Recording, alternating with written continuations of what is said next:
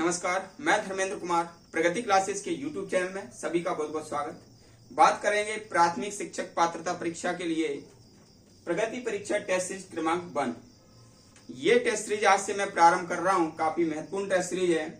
10 question इसमें लिए जाएंगे और इसका एक्सप्लेन कराया जाएगा, जिससे कि ये 10 से 100+ जो है ना क्वेश्चन हो जाएंगे। काफी महत्वपूर्ण है एग्जाम की दृष्टि से। तो देखते हैं, पहला प्रश्न है, वेटलैंड दिवस कब मनाते हैं। देखो, वेटलैंड जो होता है ना, तो उसको कहते हैं आर्द्र भूमि, और ये आर्द्र भूमि दिवस मनाते हैं। पहला क्वेश्चन है, तो आर्द्र भूमि दिवस जो मनाया जाता है वो है 2 फरवरी। 2 फरवरी को आर्द्र भूमि दिवस मनाया जाता है। ठीक है। 4 फरवरी को कैंसर दिवस मनाते हैं। कैंसर दिवस मनाया जाता है। ठीक है। ये प्रश्न क्रमांक 1। दूसरा देख लीजिएगा, प्रश्न क्रमांक 2, सबसे लंबा जीवित वृक्ष कौन सा है।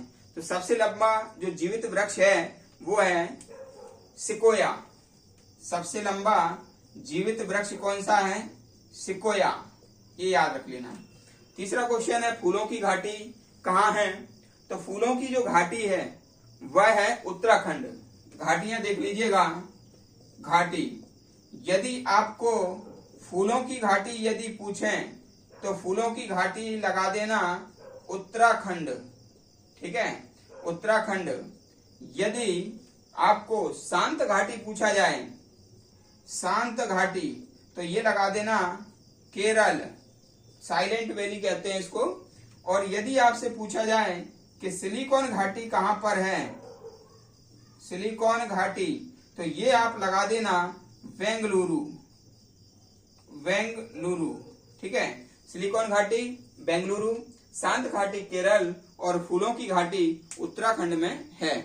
ठीक है। प्रश्न नंबर ये हमारा 3 हुआ। अब बात करेंगे प्रश्न नंबर 4, रामसर सम्मेलन किससे संबंधित है। काफी महत्वपूर्ण प्रश्न है ये। तो जो रामसर सम्मेलन है, रामसर सम्मेलन, ये आर्द्र भूमि से संबंधित है। आर्द्र भूमि से संबंधित है। 2 फरवरी 1971 में हस्ताक्षर हुए थे।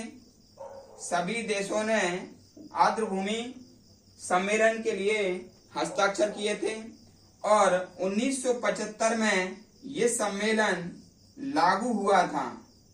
1975 में ये सम्मेलन लागू हुआ था। और भारत में 2 फरवरी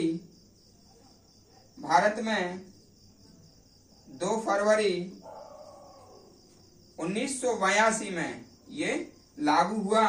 ठीक है ना। वर्तमान में भारत में 85 रामसर साइट हैं और मध्य प्रदेश में 5 रामसर साइट हैं। ठीक है। ये याद रख लेना कि भाई रामसर सम्मेलन जो है ना आर्द्र भूमि में से संबंधित है। 2 फरवरी 1971 में हस्ताक्षर हुए थे सभी देशों के द्वारा। 1975 में ये लागू हुआ था और 2 फरवरी 1982 में भारत में लागू हुआ। और भारत में 85 अभी वर्तमान में रामसर सम्मेलन है और मध्य प्रदेश में 5 रामसर साइटें हैं, आर्द्र भूमि साइट। ठीक है। अगला प्रश्न है, रेड डाटा बुक का संबंध किससे है। देखो, जो जंतु होते ना, जो जंतु विलुप्त होने की कगार में हों या संकटग्रस्त हों के निकट भविष्य में वो विलुप्त हो जाएंगी, तो उनके लिए रेड डाटा बुक में नाम दर्ज कर दिया जाता है। वो ये नाम दर्ज करते हैं IUCN। ठीक है, IUCN नाम दर्ज करता है। जैसे कि मान लीजिए मध्य प्रदेश में सोनचरैया जो पक्षी है, ठीक है, तो वह विलुप्त होने की कगार में थी। तो मध्य प्रदेश में उसके लिए 2 जगह क्या है, अभ्यारण्य बनाया गया था। एक था उसमें से करैरा अभ्यारण्य, जो कि 1981 में बनाया गया था। और इसके लिए करैरा के आसपास के जो गांव हैं 202 वर्ग किलोमीटर में, वहां पर उसको खाली करने के आदेश दे दिए थे। और दूसरा जो बनाया गया था अभ्यारण्य उसके लिए, तो वो घाटी गांव में बनाया गया था। क्योंकि इसका एक नियम है कि मान लीजिए जो जंतु 50 वर्ष तक ना दिखे तो उसको विलुप्त घोषित मान लिया जाता है। तो इसलिए वर्तमान तक तो मान लीजिए वो दिखा नहीं अभी, तो इसलिए ये 32 गांव अभी खाली नहीं कराए जा रहे हैं। तो रेड डाटा जो बुक है वो संकटग्रस्त जातियों के अंकन से संबंधित है, यानी कि नाम उनका इसमें लिखा जाएगा और उनको संरक्षण दिया जाएगा ताकि वो वृद्धि कर सकें और अपनी नस्ल को बचा सकें। ठीक है, तो ये रेड डाटा बुक संकटग्रस्त जीवों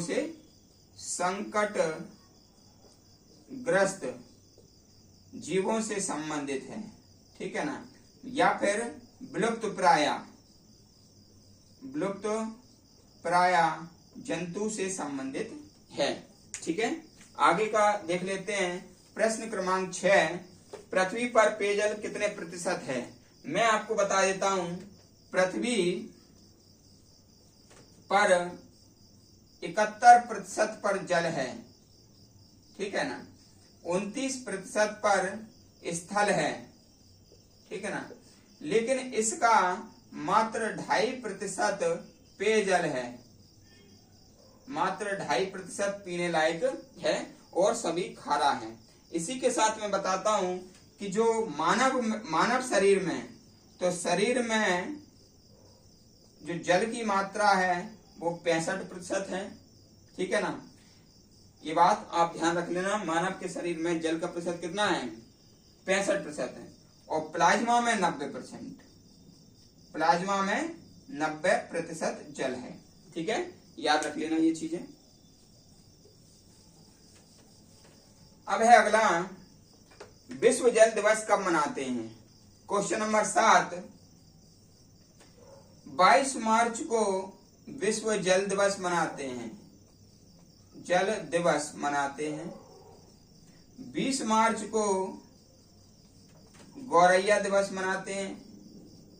गौरैया एक पक्षी है जो कि 140 ग्राम का होता है। ये विलुप्ति की कगार पर है, इसलिए दिल्ली सरकार ने 20 मार्च को गौरैया दिवस के रूप में घोषित किया और दिल्ली का राजकीय पक्षी इसको घोषित किया। ठीक है, और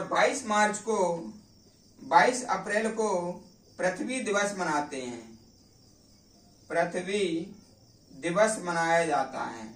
ठीक है, याद रख लेना ये। प्रश्न नंबर 8, वर्षा जल के संग्रहण को क्या कहते हैं? Rain water, rain water, harvester, harvester कहा जाता है। ठीक है, अगला है, जल का द्रव वाष्प में बदलना क्या कहलाता है? तो ये बाष्पीकरण कहलाता है। बाष्पीकरण, जल का वाष्प में बदलना क्या कहलाता है? बाष्पीकरण कहलाता है। जल प्रदूषण से कौन कौन से रोग होते हैं? तो मैंने आपको कई बार बताया है कि जो जल प्रदूषण से कई रोग होते हैं, जैसे कि हैजा होता है, पेचिस हो जाता है, डायरिया हो जाता है।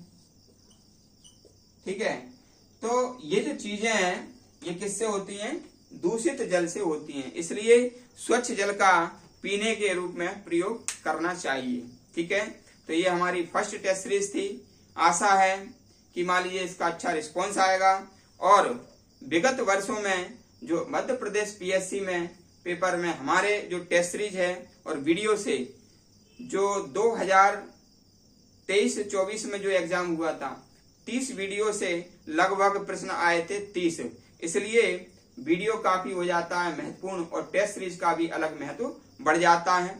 ये जो मैं टेस्ट सीरीज आपको करा रहा हूँ प्राथमिक शिक्षक पात्रता परीक्षा की, 100+ टेस्ट सीरीज इसमें की जाएंगी जो कि आपके पासिंग मार्क के लिए काफी रहेंगी।